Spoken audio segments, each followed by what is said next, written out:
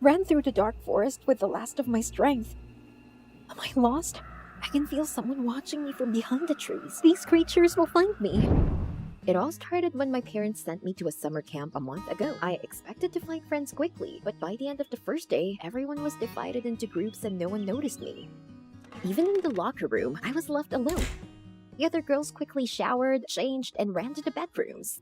I was about to turn off the light when I saw a device hanging from the ceiling. Camera? This is the women's locker room. Who's watching us? I decided that I should urgently go to the administration and tell them about it. If there's a pervert among us, I don't want to deal with him. The administration building was pretty far, so I decided to cut through the woods. I shivered at every sound as I made my way through the dark woods. I kept turning around, but there was only darkness behind me. Suddenly, someone grabbed my arm tightly. I screamed in fear, but they closed my mouth. Be quiet. An elderly couple stood in front of me. The old man said in an alarmed voice that this was their camera and asked them not to report it. A year ago, one of the girls at the camp kidnapped her daughter, Beth. The police couldn't help, so now they have to search for her themselves. The woman took out her daughter's crumpled photo. The winner of a beauty contest. They really loved her. Not like my parents. They would have been relieved if I was kidnapped. Then the missing girl's father begged for help. The woman softly sobbed. The father gave me a hairband, the only piece of evidence the police found. But forensics couldn't determine whose it was. It had too many prints. Betty's mother looked at me hopefully. I hesitated for a moment, but still. We heard distant voices. The old man and woman got nervous. They handed me a piece of paper with a number on it and disappeared. There was no more time to talk. I peered into the darkness to see if I was imagining it. My parents called me in the morning. They pretended to be worried. Said they were missing me, but I quickly turned it down. I wouldn't be here if they really loved me.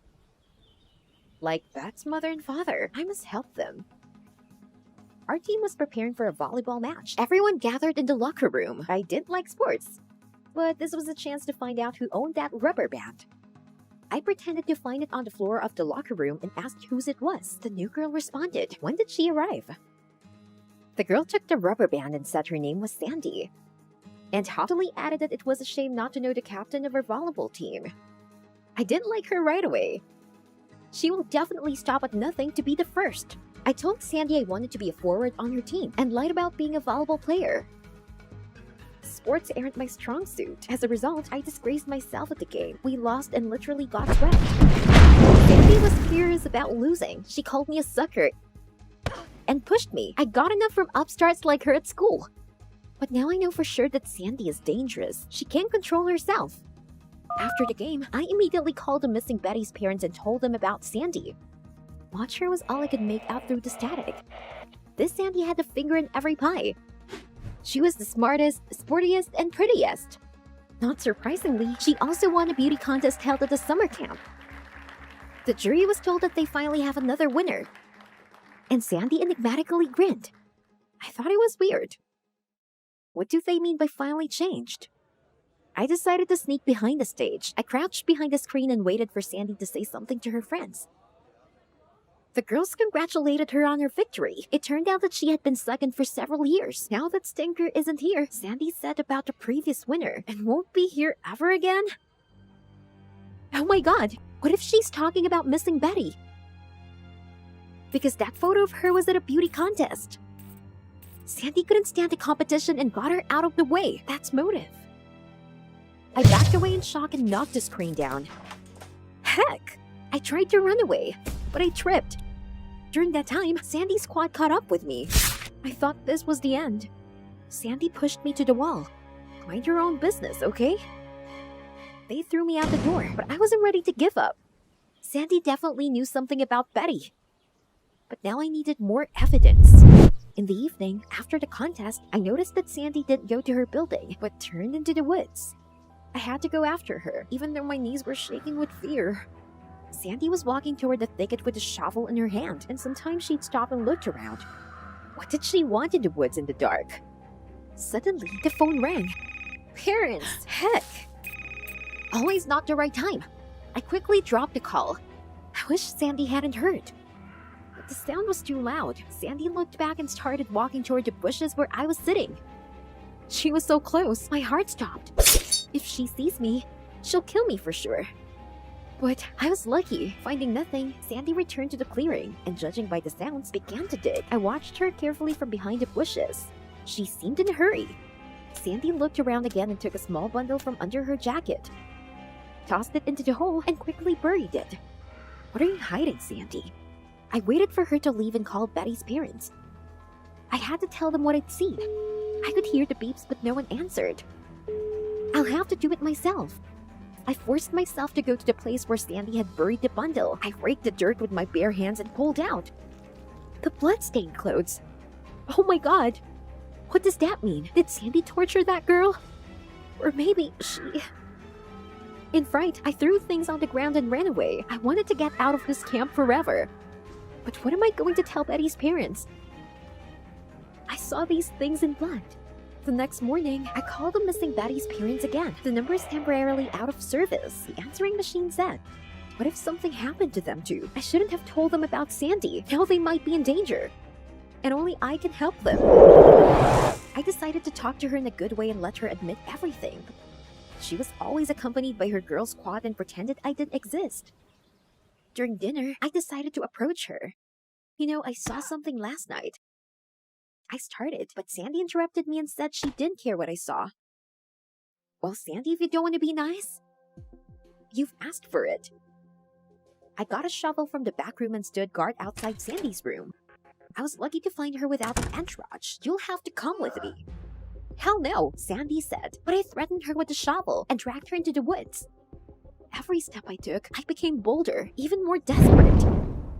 When Sandy tried to run away, I tripped her and she fell to the ground. She'll know how to mess with me. When we reached the pit, I stuck my shovel in the ground and definitely looked at Sandy. I know what you did. You're the one who kidnapped that girl. What girl? Said Sandy. I told her about Beth's disappearance and told her not to deny it. I have all the evidence on my hands. The rubber band, the beauty contest that she was prevented from winning, the bloodstained things in the woods. You must have seen too much whodunit films, right? Sandy said nervously. She said she just liked the hairband, so she lied about it being hers. The competition was previously won by the camp director's daughter, and now she's too old to come here. And there is no blood on the things. She smeared everything with paint to scare the younger teams. Sandy's words sounded plausible, but why should I believe her? Tell that to Beth's poor parents, I said, and pointedly looked at the shovel to scare Sandy. Suddenly, Sandy thought about it, and she said the story seemed very familiar to her. And continued, there is a camp legend about an old couple from the forest. They're looking for their daughter's killer. And each time they come back to take a new girl with them. What nonsense! I said they were stories for babies, but Sandy didn't seem to hear me. Startled, she looked into the thicket and backed away. It's not a legend! She yelled. Where's she looking? I turned to see an old couple standing behind me. Their eyes eerily glowed in the dark. My god! I ran as fast as I could toward the camp. Terrified, I ran to the buildings and turned around. The creatures were coming fast. Their eyes burned. I slammed the building door in their faces and rushed to my room on the second floor. I was packing my things when I heard a rattle. When I turned around, I saw their ugly faces. They tried to get in through the open window. I grabbed my phone and ran through the service exit straight into the woods. I don't know how long I ran, but suddenly I came to a clearing. There were guys from junior teams sitting by the fire. Their camp counselor was telling a story that it's forbidden to go to the forest at night. There live an old man and an old woman. They search for girls who look like their daughter and take them into the darkness. The poor thing who fell into their clutches will never get out of this camp. I ran to the counselor. Help! But he didn't notice me. No one noticed. Hey, I'm here! The old man and the old woman were getting closer, but I ran to the bloody camp again. Someone please save me! In a panic, I dialed my real parents' number. Subscriber unavailable. The last thing I remember is a terrible rattle coming from behind me. I hope my parents don't forget me. I opened my eyes. It was sunny and pleasant outside. Couldn't help but smile. Stop! How I ended up in my room when, thank God, it was just a dream. When I realized this, I remembered that I had a big fight with my parents the day before. I wanted to apologize to them, I thought. I went down to the dining room where we usually have breakfast. I didn't know what to say. When I saw my parents, I just started crying. Mom and Dad ran up to me and started uneasily asking what happened. All I could say in response was that I was fine. Everything is fine as long as my parents are with me. And I hugged them tight.